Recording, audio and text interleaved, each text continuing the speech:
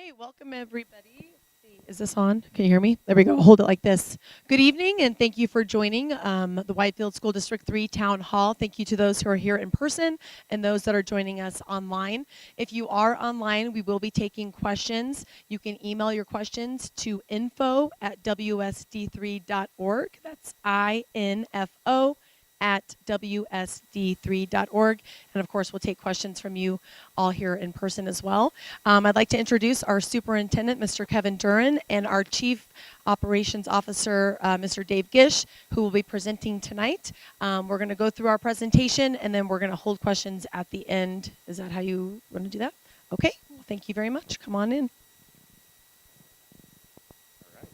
Thank you, everyone, for being out here. It's great to see the 12s of you out here and the hundreds that are online right now. So I want to say thank you for being a part of our town hall. It's important for us to get out in front of our community at various points, but even now more so to just talk about what our needs are, some of the things that are our challenges, and some of the things that we want to look towards the future. So again, I want to say thank you for being here.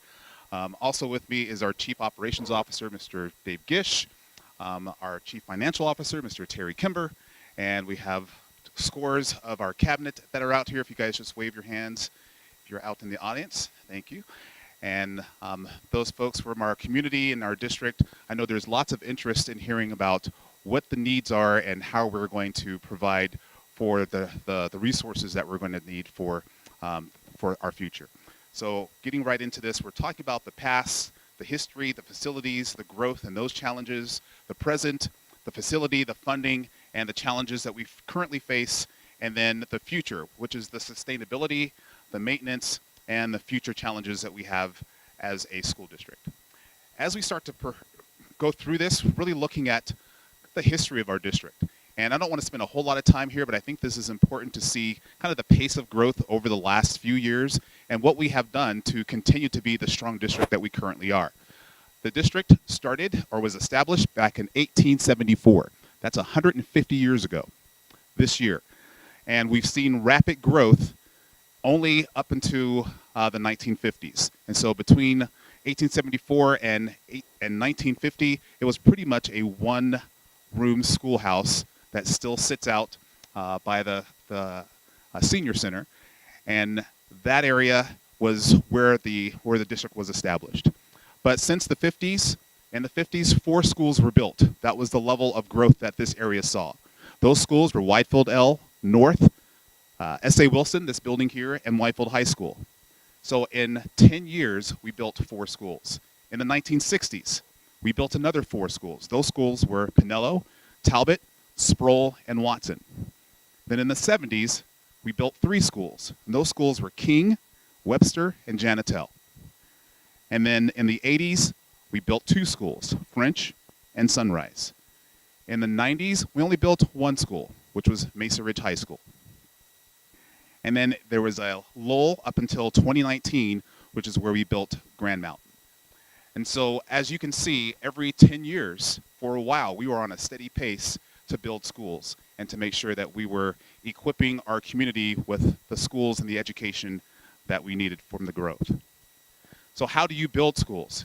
Well, we are funded based on a model that allows us to keep up with our current operational costs per year.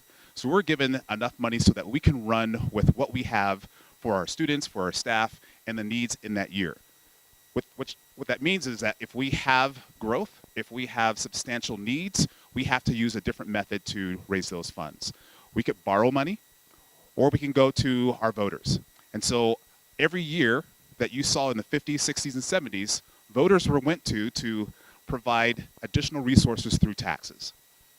We didn't do that, and that kind of had a lull until 1995, where we built Mesa Ridge. In 2001, and difference between an MLO, which is a mill levy override, and a bond builds structures and sites. A mill levy override is people and programs.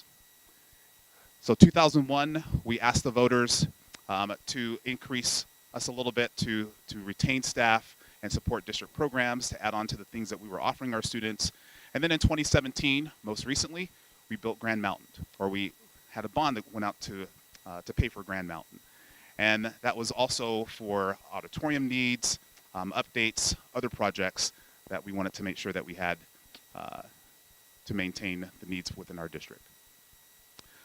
So promises made, promises kept. As you can see, we have a small little icon that we are showcasing on a weekly basis, which is called Tuesdays with Terry. And if you haven't had a chance to see Tuesdays with Terry, the next edition comes out tomorrow, which is Tuesday. And each edition talks a little bit about the financial needs and opportunities that people are going to need to understand how the district is financed. And so as we go through that process, hopefully we're trying to educate in small chunks in terms of what it looks like to be able to build a district of our size. But promises made, promises kept comes from the Grand Mountain Mill Levy Override and Bond. And back then, we went to our taxpayers and asked for an increase of taxes that would equate to $49.5 million, which about $35 million of that we used to build the school. The additional costs went to costs around the district to either improve the junior highs, the high schools, just every building saw a little something so that we could continue to have that maintenance. That equated to $9.25 per month per $100,000.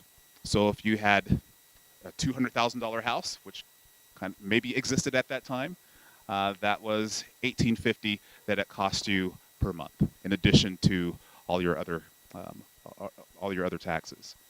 But over the course of the years, over things that we can do, market adjustments, refinance, we did a lot of things internally. There's a lot of external factors that continue to decrease over the years. And so that same $9.25 then became $8.67. The next year, it became $6.46.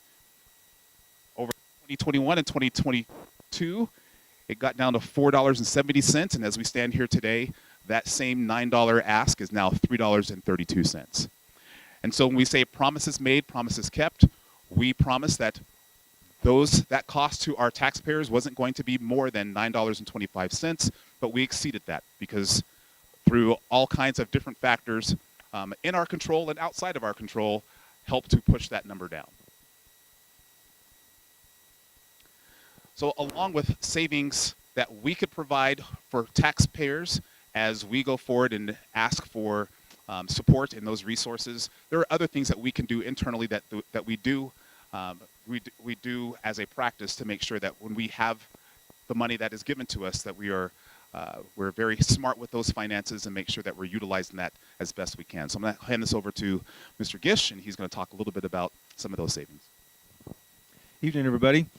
So one of the things that we try to do to help out with finances is we apply for what are called BEST grants through the state of Colorado.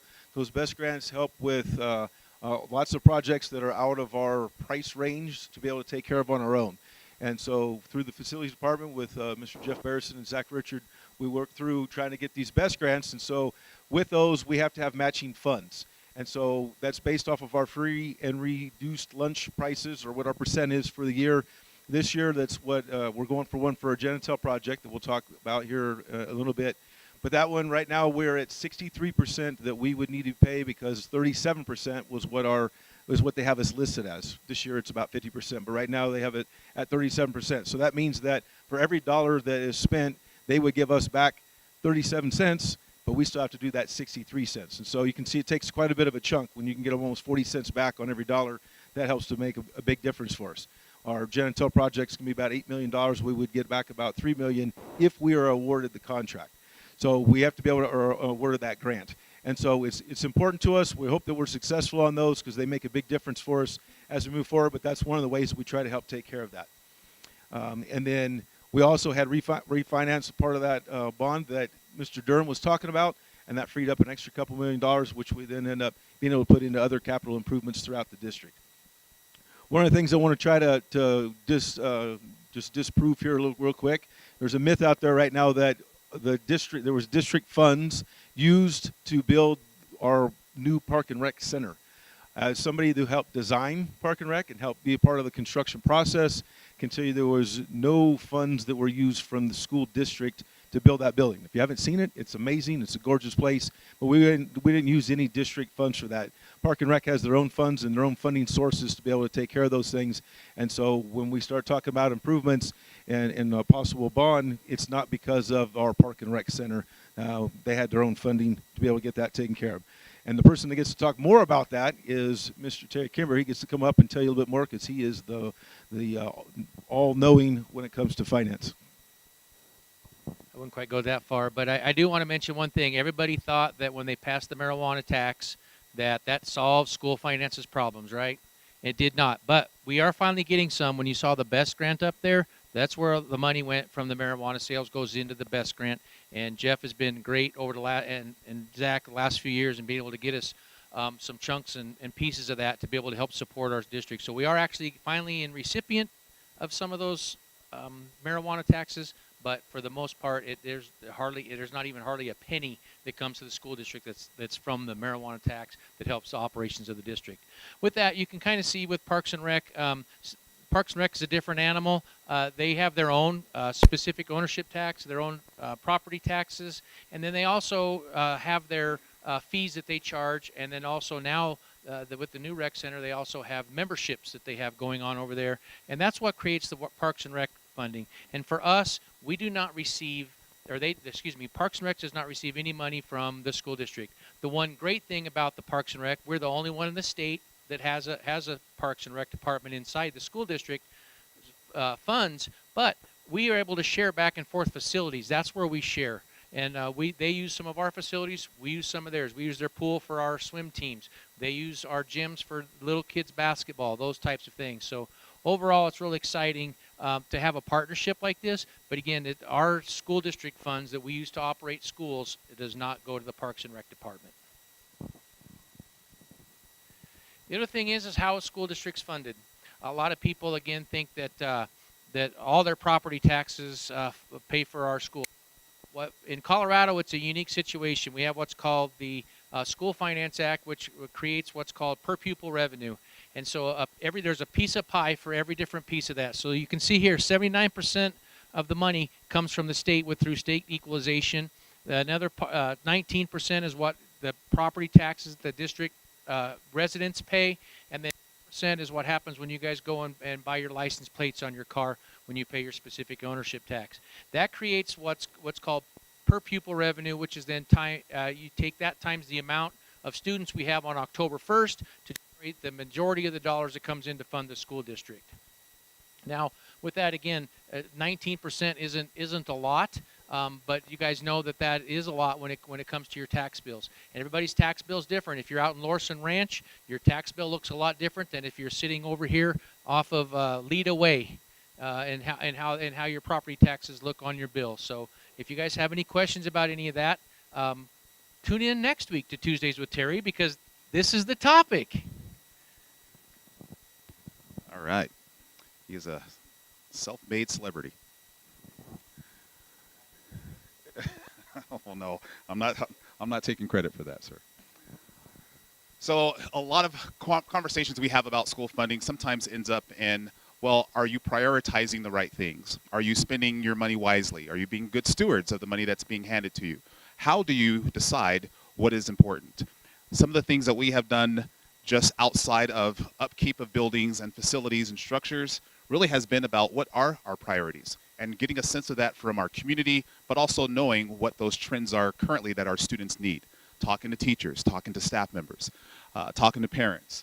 The biggest thing that we saw over the last 3 years was that safety and security could no longer be a hope or a design. It had to be a reality. And so we did the right thing at the right time to allocate funds, yearly funds, that were going to increase our safety and security by adding safety and security, armed security folks in every one of our buildings. So it used to be at the high school, you would have an SRO, a security resource officer, maybe an unarmed person that is alongside of them. Right now we have armed security folks in our junior highs, in our elementaries, and our high schools. And that was because as board members, as community members, as employees here, we knew that we could not just leave that up to chance, and that needed to be something we prioritized. Safety and security was the #1 thing. The next thing that we saw coming out of the pandemic was the need for mental health resources. We felt like and heard and got to see firsthand how much need there was after the pandemic. For whatever reason, for whatever that cause was, we realized that school was not going to just come back as it was without resources and help. And so every building, every site had resources with more counselors and more mental health folks to help help our students in those needs. We also looked at the expansion out east. I did another town hall about 2 years ago and talked out at Grand Mountain about how quickly things were being built out and how fast the growth was happening on the east part of our district. And a couple years back, before interest rates started to skyrocket, we were concerned that Grand Mountain was going to get overrun by the amount of students and the enrollment. That has calmed down. Interest rates went up, and the level of folks coming into that area started to decrease. But we still are being seen as the biggest potential growth district in Colorado because of the space that we currently have and how popular it is to live out in this area. It used to be financially a lot cheaper to move and live out in Widefield. That isn't necessarily the case now, but still it's a very popular place to come and be at. The other thing that we saw with where we spent a little bit more of our money, and let me go back first before I go there. We spent additional funds at Webster Elementary because we had to start busing some of our students from Lorson Ranch to Webster so that we weren't just over inundating Grand Mountain. Grand Mountain is now the biggest elementary that we currently have in our district. It runs at 700 plus students. Total, it is the third largest building that we have in our district. So both high schools first and then Grand Mountain. And so as we start to see where we need to plan for growth, we're going to have to allocate funds and have plans for that as well. Looking at what the needs of our students are coming out of the pandemic, and I hate using that word because I'm so tired of it, but that was a reality. Looking at where our loss of growth and our loss of learning, we knew that math was an issue prior to that event, and math was really an issue coming out of that event. And so the things that we have done with literacy, we started to put in those resources with math. So having math coaches, math specialists, getting more training for teachers, really allocating the funds so that we could stop that slide as quickly as possible. So when we do use our funds, it's something that we do and we take seriously. And we prioritize that based on the true needs that we see within our students and that we hear from our community and our parents. So what do we need now? You're always asking for something. What do you want now? Well, what we're looking for at this point is, and I'm going to show you, and I'm going to take you across the district virtually and show you some sites that kind of exemplifies the needs across the district. But we have critical repairs that are needed in most of our schools across the district. We have most of our schools, if you saw that, it was about 8 schools that are 60 to 70 years old. That's not true. 50 to 60 years old. In that range is about 8 schools that we have in that age group. And so just like if it was an older car, an older home, an older school, upkeep takes time and takes finances and resources. And upgrades and updates to all facilities. Every one of our facilities can be touched and looked at as a need at some point in some time. We also need to be able to fund the attraction and retention of high quality staff. There is a staff shortage. And we realize that we have been historically the lowest paying district within the region. And we can do things internally to try to make sure that we have a higher starting pay and maybe crunch, some of our pay sequences across the board, but we know that that's not going to be the solution. That's a Band-Aid to the problem. We have to fix that problem with the resources that we don't currently have as a year-to-year compensation that we get from our taxes in the state. We also know that the increase of cost of living in Colorado Springs continues to rise. And so that is an ongoing challenge for those who live in this area. And that our students deserve the best. We can only attract those and retain those. We have been for too long the training ground for other districts. They start here, they can find and make money, more money somewhere else, and then they leave us with the experience that they've gained here. And we have to stop that slide as well. So for us to ask for funds is nothing more than doing what's best for our students within our community and making sure that we're still maintaining the great things that we do here in our district. So why now? Why didn't we ask this last year? Why don't we wait a year? Isn't this the wrong time? There is never a good time to talk about raising taxes. There isn't.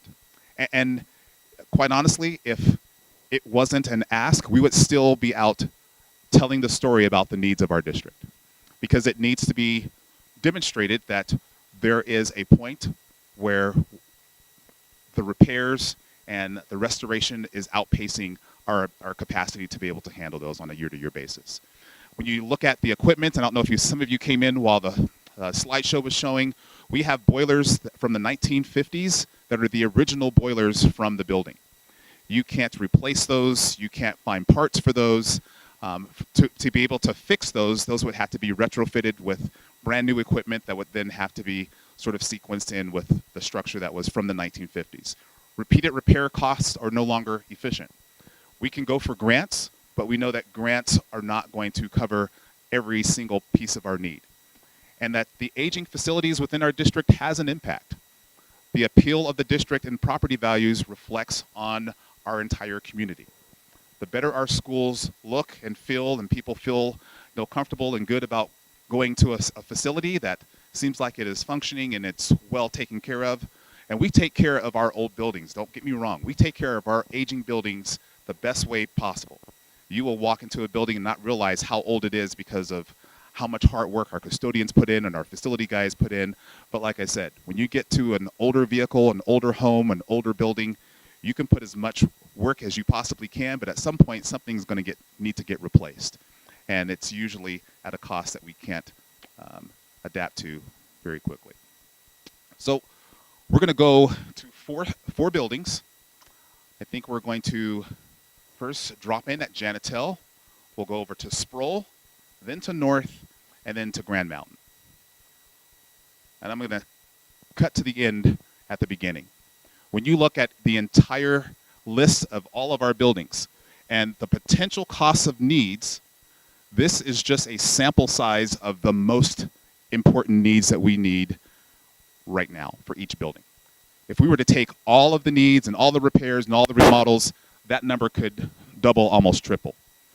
But just looking at what we would need to make sure that each one of our sites is going to be sustainable for the foreseeable future. We're not talking about building anything new. We're talking about taking care of the facilities that we currently have. We're looking at the total of $62 million. So how do you break that down? Let's look at Janitel first, because Janitel is actually somewhere where we're going to have a solution here pretty quick. Janitel was built in 1973. It is 51 years old. Over the last 10 years, we have put update and remodel expenditures at the cost of about $373,000 into Janitel, just for the things that broke that we had to repair over 10 years. So it's not a bad 10-year cost. The most recent updates have a new gym floor, and I know there's been little things that have come up with to get to that $373,000, but I'm going to ask Mr. Gish to come back up and talk about some of the current needs of Janitel as we go through looking at that building.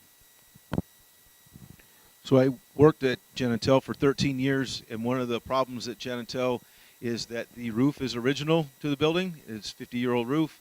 The rooftop units are 50 years old, and the boilers are also 50 years old. We've got pictures that if you go down, you can see right on the stamped on the boilers. One was from 1973, the other one's from 1974. And so it's just time for Janitel to have some updates. Now, the big reason why it needs a new roof, from being there, whenever it rains, it leaks. But it's not just a drip that goes here and there. There are some areas where it looks like there's a hose that's coming down, and it's causing issues in other areas. And so the facilities department has spent tens of thousands of dollars in roof repairs, trying to get those leaks to go away. And sometimes it works and sometimes it doesn't. But the big thing was back in 2018 when we had that big hailstorm, a lot of our roofs across the district were replaced. And Janitel, unfortunately, was not a recipient of one of those because the insurance company decided that that roof needed to get a new coating that was sprayed across the top, and that would help alleviate the problem. Well, since then, that coating has failed, and we need a new roof. And so in order to do the roof, you have to take off the rooftop units. Okay, so those will come off with a crane, but then are they still going to work if you put them back up? So lead times are pretty long, and it's pretty expensive, and I wasn't really willing to take that chance. So we took out what's called a COP loan, certificates of participation, that is helping us out to be able to fund this, because this goes beyond the capital improvement budget. And so we're going to be moving forward with trying to get a new roof, new rooftop units, and new boilers for this place, because those are the needs that are there, and it's pretty significant. The big thing to think about for most of these needs is we're looking at learning environments.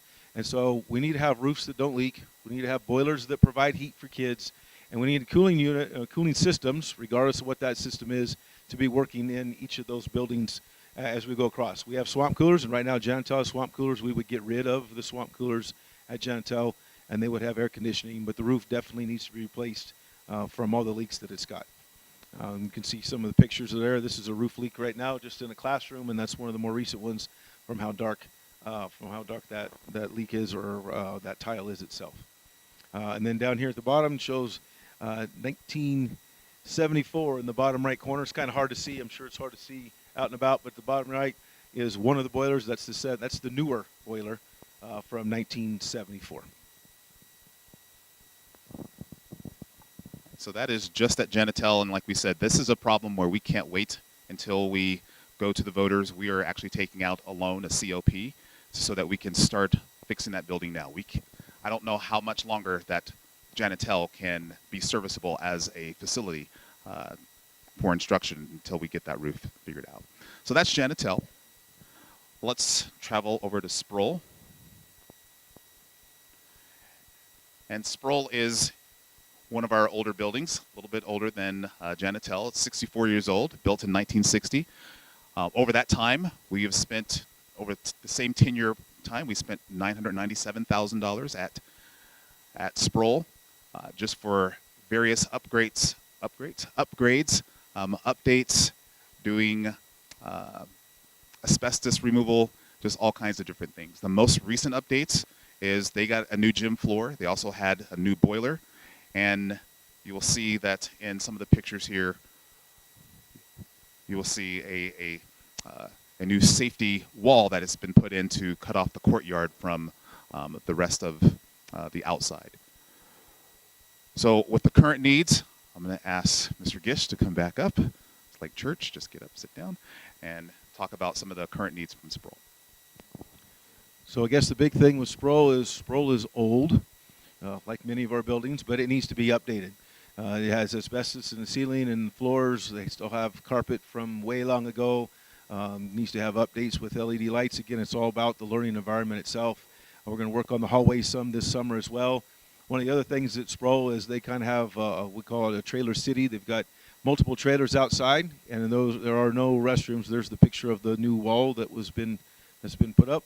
It's our courtyard security enclosure is what we like to call it, instead of a wall. We're not trying to wall anybody in. We're trying to keep any of the bad guys out. So here's a picture of the trailers. And so when students need to use the restroom, they have to go back inside. We'd like to try to go in and put in an 8-classroom pod that would have restrooms in it as well. It will allow students to be able to stay inside more and have less time going in. And also with the school that old, they're just in need of more restrooms. There's not a whole lot of student restrooms in there just from when this school was built. But it's just in need of updates. It's been a while since it's had anything, and it's time for Sproul to get some upgrades as well and make it be a place where their culture is amazing, but it's like Mr. Dern said earlier, it's tough to have people come in and you see how great your school is when it looks like it's still so old. And there's other schools out there that are much nicer and much newer. We need to do what we can to try to retain staff. So just additional pictures of some of the things that you see as you go through Sproul. And like I said, our teachers, our staff, our students are very proud of this school. One of our highest performing schools when it comes to all of our junior highs. And so it's, when we go there and have conversations with staff, it's frustrating. They are frustrated with just the level of disrepair it feels like it's in. And we keep Sproul running the best that we can. It is a facility that is functional, but also it shows its age. And so anything that we need to do in the future, we have a Sproul plan that is a part of that future. So now we're going to take you just across to North, which used to be North Elementary, and now it's North Preschool. And this is a conversation that has been tough for us to talk about openly, but it's something that we have to start discussing and really get plans for. North has been the recipient of pets that we call termites for many, many, many years. And it's been something, from my understanding, that has been there for at least a couple of decades. Over the last few 3-4 years, it seems like they have really taken a level up in their aggression and in their hunger, and we have seen more and more termite damage as we've gone through and looked at termites and the condition of North. It did go through a recent update, and it was repurposed from North Elementary to North Preschool, and that was in 2011. But at that point, we didn't see the damage like we are seeing it now, and we're continuously looking at how we're going to keep that building serviceable in the future. Over the last 10 years, which does not include the update, we've spent $512,000 just on updates and upgrades and renovations continuously over the last 10 years. And so as we look at how North sits now, it does need a complete remodel. If you are familiar with King Elementary, anybody familiar with King? We're not going to go to King unless you really want me to. King Elementary had something similar that happened. Not with termites, but they had a complete upgrade where they just gutted the entire inside of King and really built it out with new, more modern amenities that really gave that building sort of an update and upgraded feel to it. So I'll have Mr. Gish come back up, getting his squats today, and talk a little bit more about the needs at King or at North Preschool. So I don't know that there's a whole lot more to add. Mr. Duran covered most of it, but we'd like to do an interior remodel. We have just the shell that's left and replace the smorgasbord or golden corral for the termites with metal and other things in there that are going to be a little more termite proof so that we're not feeding those things and try to get it taken care of. As a district, tens of thousands of dollars have been spent on trying to mitigate those guys. It's not that it's, oh, we just see it and we're just kind of leaving it alone. There's been thousands upon thousands of dollars spent trying to make sure that we can try to make those things go away. And unfortunately, they keep beating us. They keep winning the fight. And so one of the ways to take care of that is to not allow them to have food anymore. We take that food source away. And then once we try to get that taken care of, if we're able to do that, then we can start looking at some programming needs or any other things else that we would try to do for the preschool itself. But that's the big thing right now is looking at doing a full interior remodel. It also allows to get air conditioning put at that site as well. And we all know things are getting hotter. Anytime we have an opportunity to add air conditioning to our sites, we try and do those things to, again, to make a more comfortable learning environment. And let me just reassure you that termites does not mean that the building is falling down. We've had plenty of structural engineers sign off saying that the building is fine. The roof is not going to collapse. Nobody is in danger. At most, it's just an ick factor. When you think about that being around kids, it just doesn't feel good, doesn't sound good, and nothing that we want to promote. We're not going to make North the mighty termites and just lean into it. We got to make sure that we find a solution that mitigates the problem, and we can kind of look for the sustainability within the future. So that is North.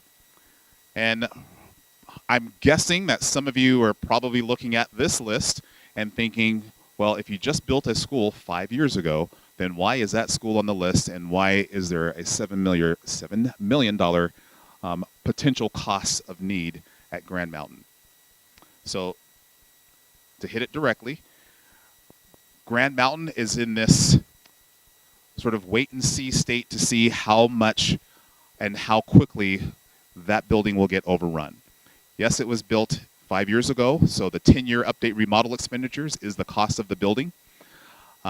Recently, we've added, and you can see that on the left there, or on the left there, we added a pod. It's an 8-classroom pod just because of the quick enrollment boom that we saw out in that area. What we found out pretty quickly was that you can add more classes, but you don't add more bathrooms, you don't add bigger eating space, you don't add other gym space. And so when you add 8 classrooms at 30 kids per class or 25 kids per class, you're looking at 200 to 200 more students, 200 to 240 more students, and your facility needs have grown without having that addressed as well. So looking at a possible gym, looking at even a possible additional classrooms, but there's ways around this. There's ways that we can partner with Park and Rec. There's ways that we can look at offsetting those costs even more than the $7 million. We're just putting this on the list because if we go to voters and say we need funds to improve all of our schools, we need to have something for all of our schools. And that's a need for Grand Mountain. You can see where the camera is looking out to the field. Now that was 2 years ago. Now that is all houses, even beyond in the green pasture in the back of that, that is all houses.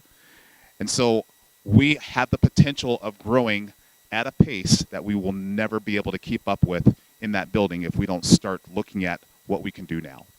And so looking at the future, looking at what we can do to get out in front of it and really make sure that that community has the level of need as well.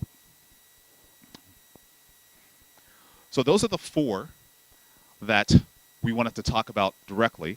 I think we have a little bit of time, and so I don't know if there's any other school that you would want me to fly into and just kind of go through the same thing.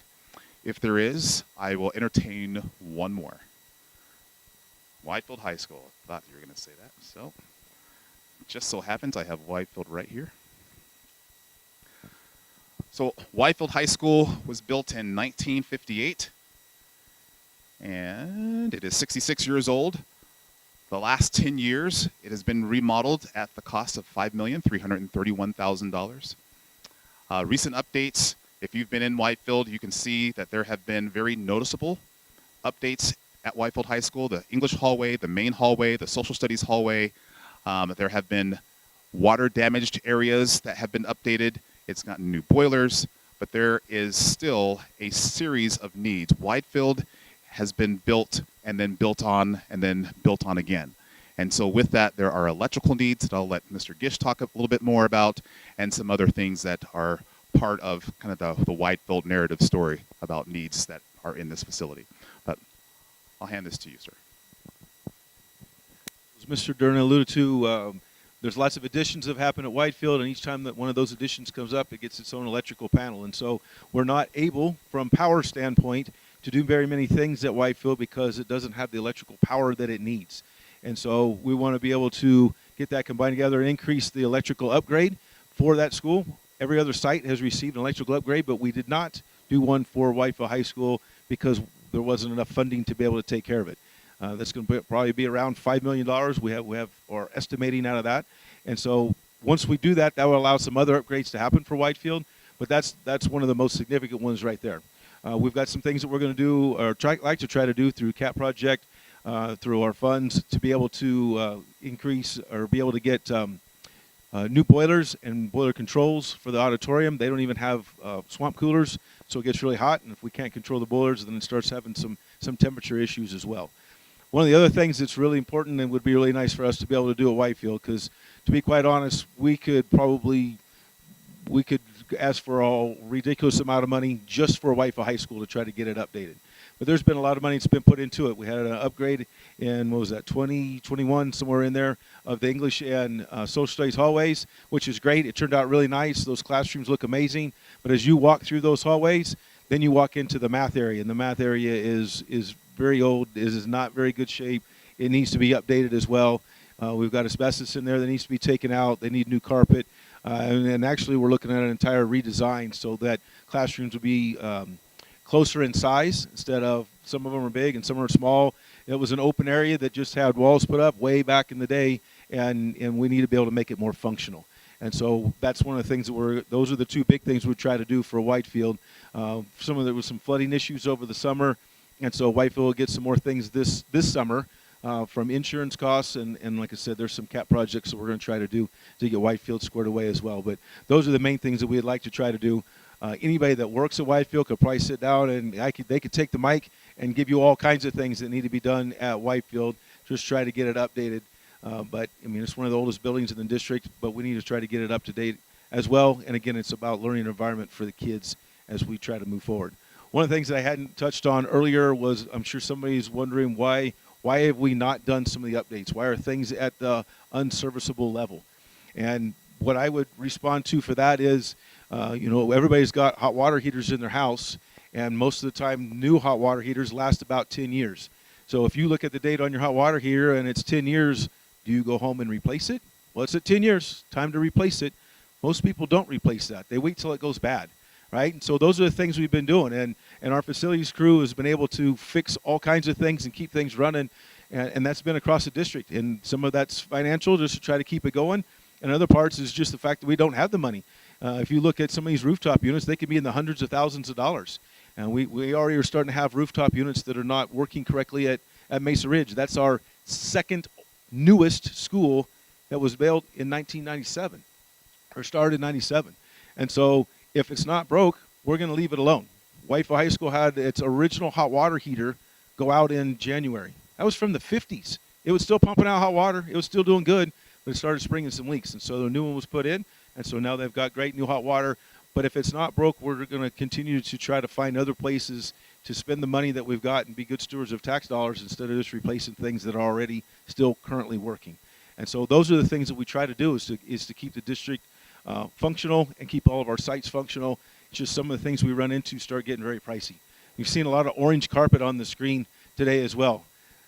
Nobody likes the orange carpet. It's ugly stuff, but most of the places that have orange carpet have some asbestos or have tile underneath, and that tile has asbestos within the glue.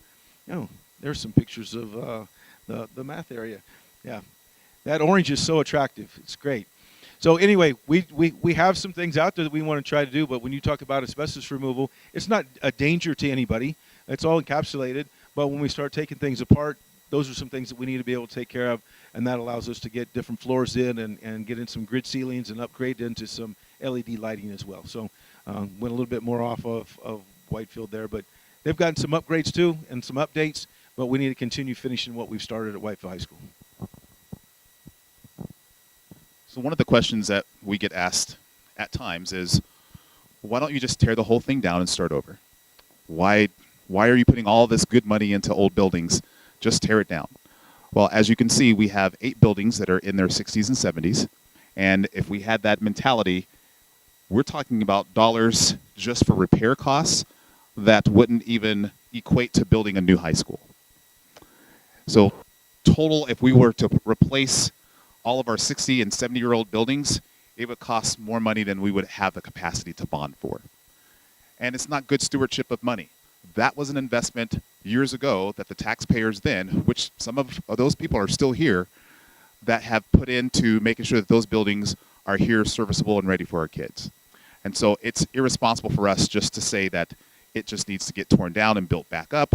We have to find ways to sustain and maintain those buildings. And there's lots of great things that we can do, lots of great products that can be developed that goes into older buildings, but it takes additional funds. The room that you're sitting in now is the old gym and gymatorium, cafeteria.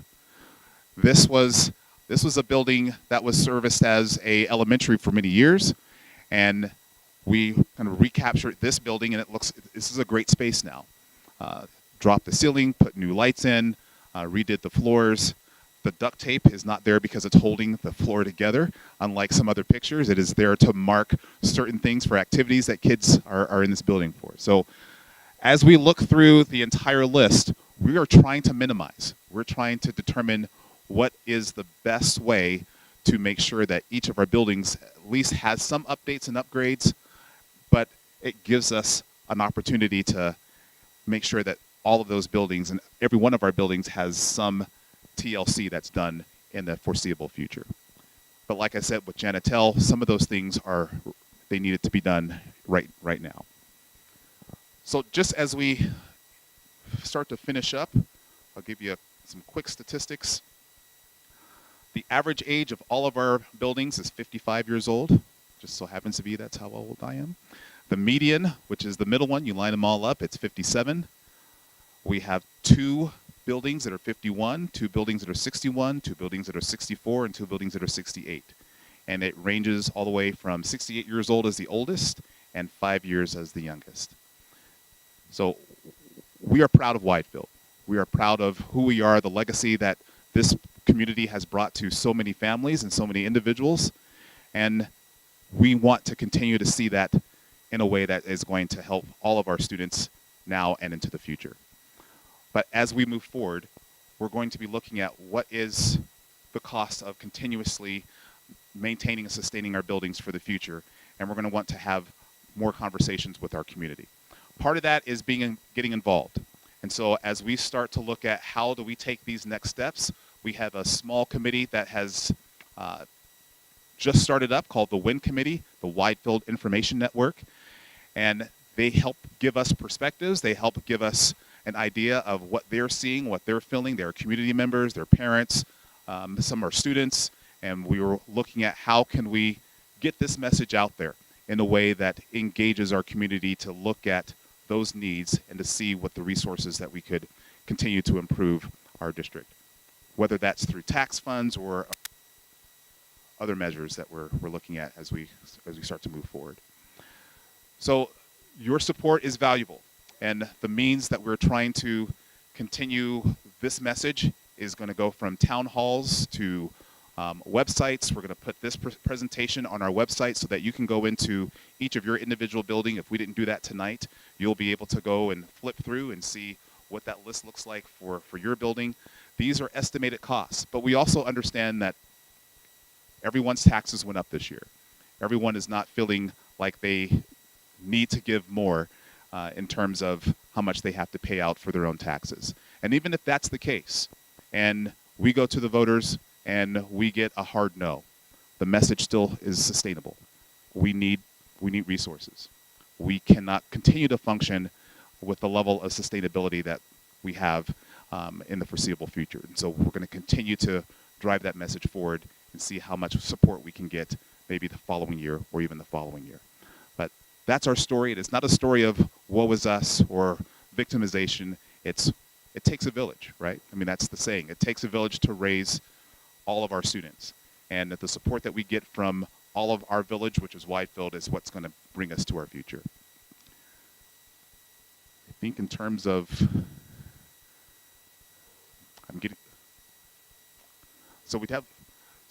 questions. We'll entertain any questions. I know we have some questions online.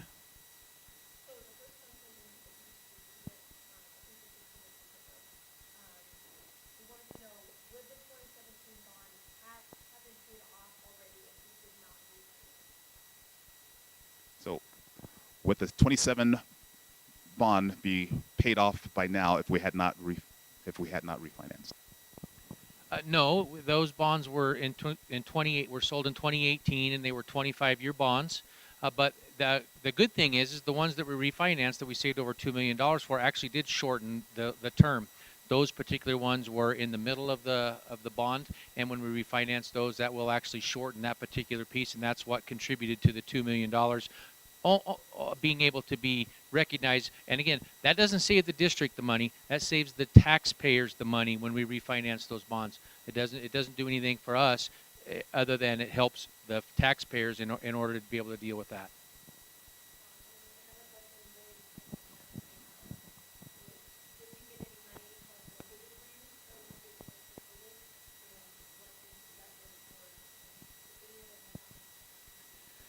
That's right. We did. We received.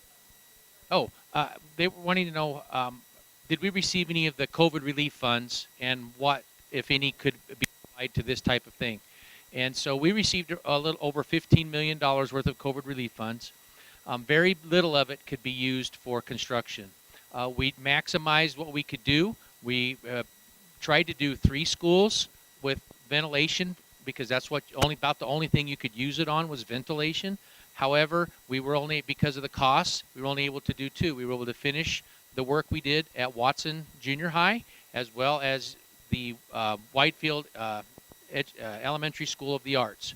Those 2 facilities received roughly about $4 million worth of these COVID relief funds.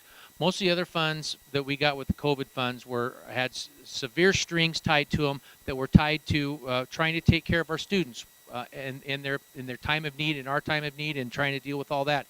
And so those funds were specifically earmarked that we had to put in programs, people, and places to be able to deal with that. We it was a stretch that we were able to get the dollars to be able to help with this situation. And I think to Jeff and Zach here, they were able to really work through a plan. The state and the federal government actually allowed us to be able to come in and use those funds in this way.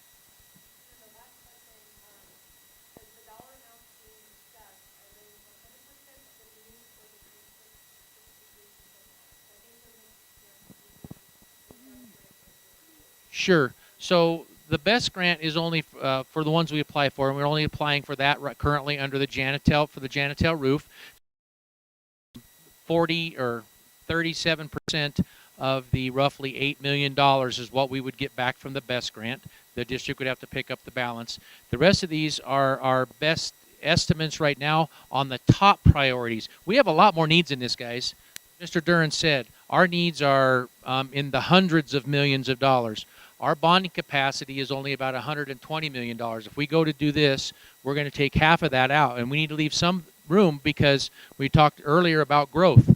If growth comes and it comes fast again, we're going to have to be prepared to be able to go out and ask for the voters to say, we need to build a new school because look at all these houses that are going in this particular area. So again, we have hundreds of millions of dollars worth of needs. These are the priorities that we put on place based on all kinds of different things. These guys have been around to different schools. We've talked to the community. We've talked to everybody.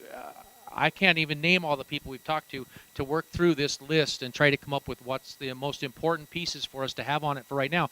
And I'm not saying that by the time we get ready to ask the voters, if we ask the voters, that some of these things aren't going to change in the meantime, because some things may come up in the meantime that we need to deal with that are above and beyond where we are today.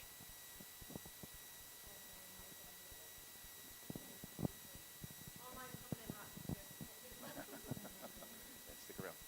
Yes.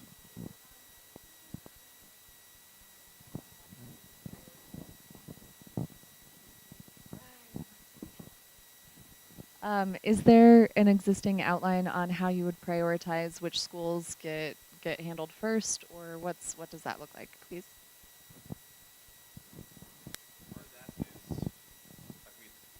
We talked about Janitel having an immediate need because of just the facility need for that roof to get fixed, but we're also looking at how much time do we have left on North before it becomes an issue structurally. Looking at Sproul, and Sproul is a building that hasn't had a whole lot of increase or size capacity increase, and so looking at how that building is going to continue to sustain its success along with the level of need that's in that building on a day-to-day basis. So there's lots of different factors. Obviously, we want to make sure that students are safe and that we're able to ensure that the capacity of that building is going to be met with the safety and security part of it first, but I'll let you go.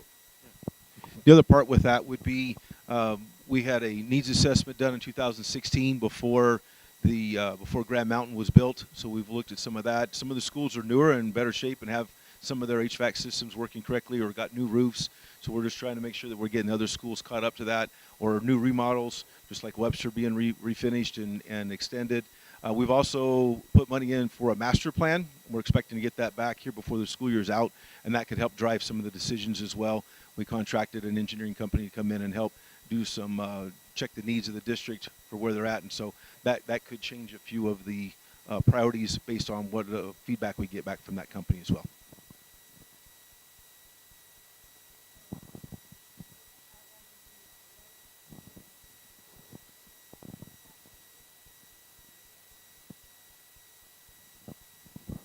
The question was, will the master plan be made public? And yes, that will be. We'll end up putting that on our website, and I haven't seen it yet since it's not done. So we're under the assumption that they'll show us what those priorities will be.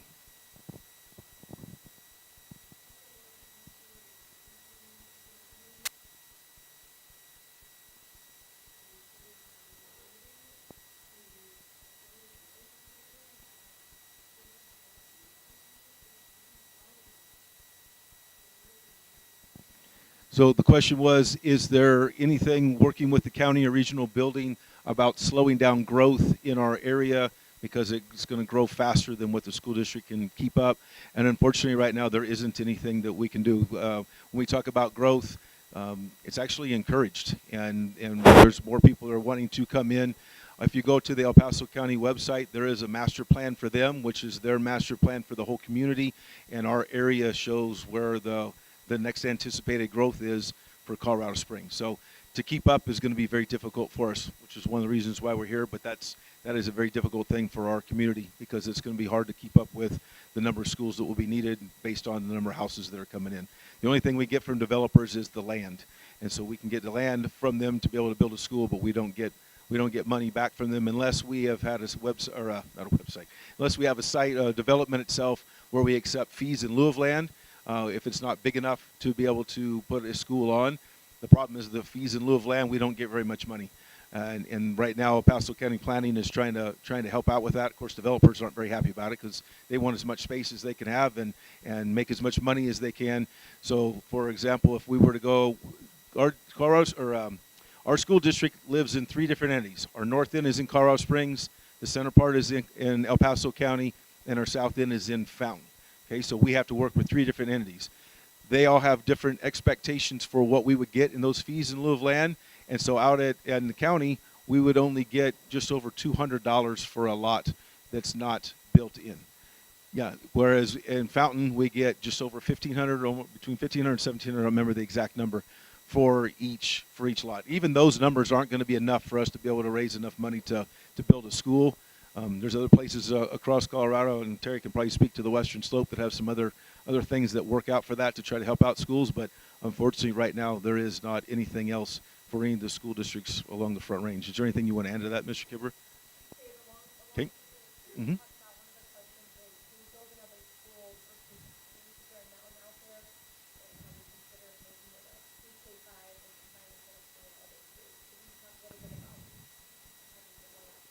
Okay, so the question was asking about building another school in Lorson Ranch, and unfortunately the answer to that is no. We don't have any other sites out there in Lorson Ranch. The school that we've got is what we have.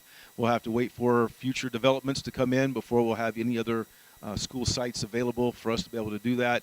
As far as the question of has there been consideration to make it just a K-5, at our town hall a couple years ago, that was one of the options that was presented. And I'm sure when the time comes, when the growth is continuing to come up and we get more students out there that are filling those houses, then we will come back and have some more conversations about what the best method is to help alleviate the growth that's in Grand Mountain itself. Is there anything else that you want to add to that, Mr. Dern? Okay.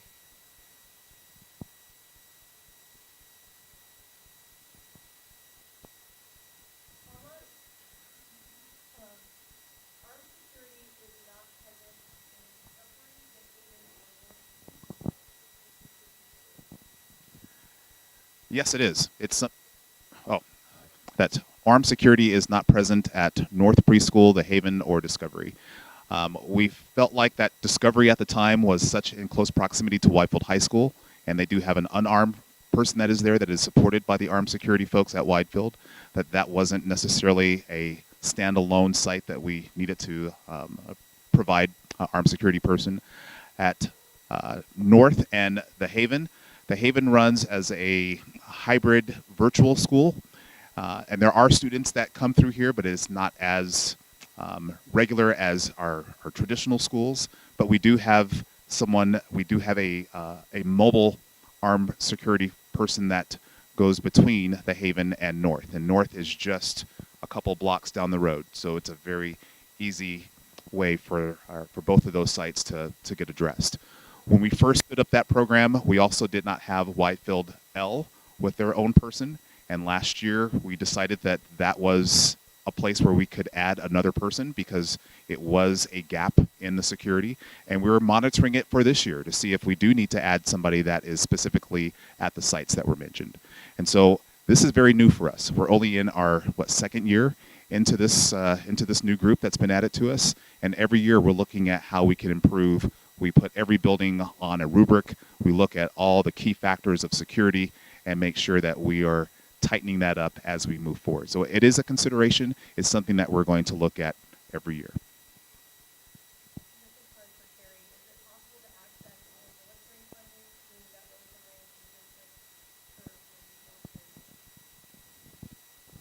That's a great question.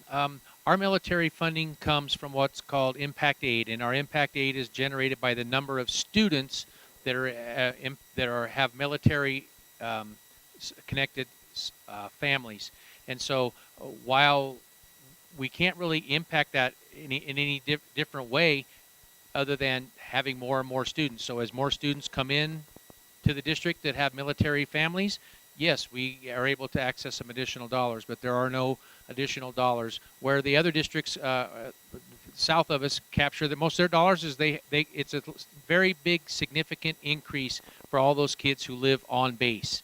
Now, and so we don't have any on-base housing, of course, because most of our kids are around here. We do have a few. We have a few kids actually that live on Peterson Air Force Base as well, but it's very few, so it doesn't benefit us significantly that way. Yes, back in the back.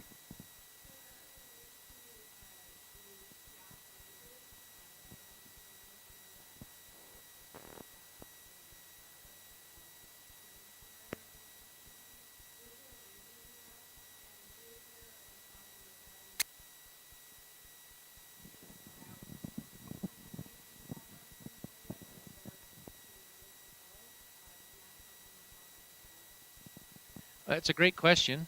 The first question is that because Fountain has so many students that live on base, they receive in the multi-million dollars of funding that helps provide for that additional amount that they can pay for their teachers, where we only get a couple $1,000,000 a year for our particular piece. So it's very difficult for us to ever compete on a one-to-one basis with Fountain. I think we try to do our best as we can to compete with the entire area. We're making big strides in this next year, working towards a lot of things. And again, if you have specific questions, I ask you to come in and sit down and visit with me or with Mrs. Roden. We'll talk about the different pieces that we're doing. I don't think there's time to go through it all right now. But as far as that goes, and then what was your second question? Oh, right, and we're guided by that one flow chart I showed you up here on the screen. It's number of kids times the state formula, and that's the money that we get in. The city can raise the minimum wage to $50 an hour if they'd like, and we couldn't do it. We couldn't compete. A few years ago, the state went through the ballot process and decided to change the minimum wage up from $7.56 to $12 an hour over the course of time. That was an unfunded mandate in all school districts because we can't go and raise the price of a kid coming to school like you can a Burger King Whopper or a McDonald's Big Mac. And so we were stuck having to increase the wages through those years without the funding to come in and back it up. So we had to make decisions that affected all kinds of different things because we needed to pay those staff. And then we, a couple years ago, said, you know what? It's not okay that we're at that level. Even we jumped to $15 an hour internally to get past that point so we could move forward.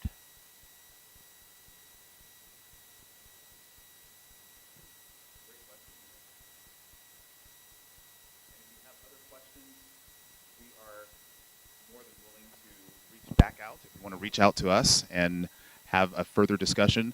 We're kind of into our hour plus. We want to make sure that we've given enough time for all those initial questions, but also make sure that we honor your time for coming out today. One last question. Yes, ma'am.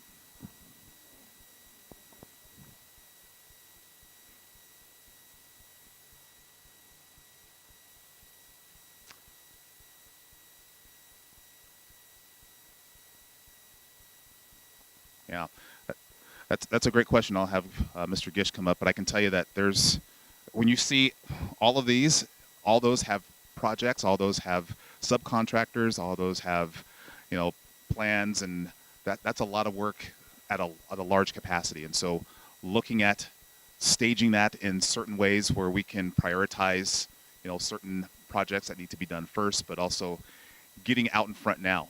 We're actually having conversations with some subcontractors and some of our partners and vendors now looking at, hey, we are looking at going for a bond and mill. Are you prepared to handle the level of work that we're asking for? And not just us. D11 is looking at asking. I'm not sure what D8 is doing. I know that D2 has been considering, and there's districts all across the Front Range that are having these same type of conversations.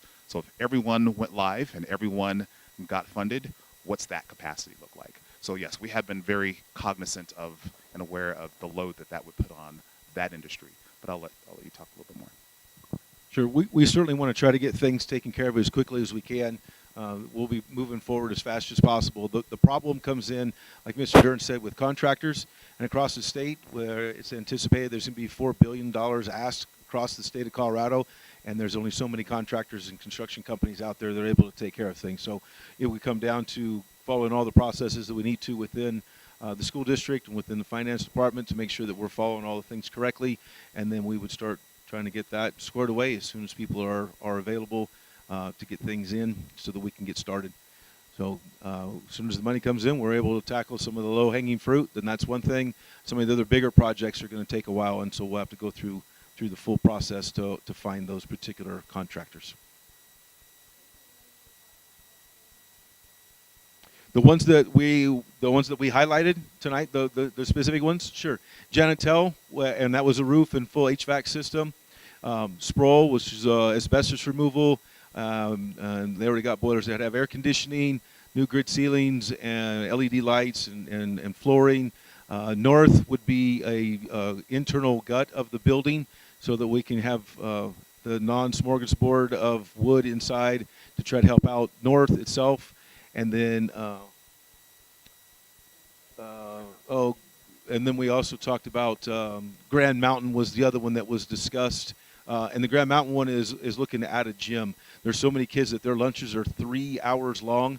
And so if we were able to get another gym, it would help with the flow of the building and be able to get kids into classes a little bit better for what they have out there right now. There could be some extra programming that goes with that as well. But those were the main ones we talked about. And then we had an extra one was Widefield High School. Widefield High School was an electrical upgrade, which is desperately needed throughout the whole building. Even through state testing, we're getting ready to look at, and we might have to have alternate rooms starting up their computers at the same time so they're not blowing any circuits because of the lack of power in some of those particular rooms. And then certainly the math area, which we saw some of the orange that was in the pictures. Anything else you want to add to that? Yeah. To your point, that's why we're going for the COP and the BEST grant for Janitel. We're still hopeful that we would then be able to pay those certificates of participation off with the bond issue, but we are worried that we won't be able to get those things done and in here and over the course of the summer in time to be able to get done. So we started that process earlier. So we're taking out that we're going to have to pay out of our own pocket, so to speak, out of our cap reserve budget, to be able to make those payments on a temporary basis. Hopefully the bond passes, then we pay those off early. No, capital reserve, back in the day, prior to 2008, we were required to put $300 per student into cap reserve each year. Okay, when the economy tanked, they took that away from us because when they went into the what they call the negative factor, which is the budget stabilization factor, which was the withholding of funds from school districts. Just so you guys know, our school district alone has lost over $100 million from the negative factor over the course since 2011, 2012. And so that's part of the other reason why these things are sitting here on this list, because that's a lot of money that we were not able to recognize and go through.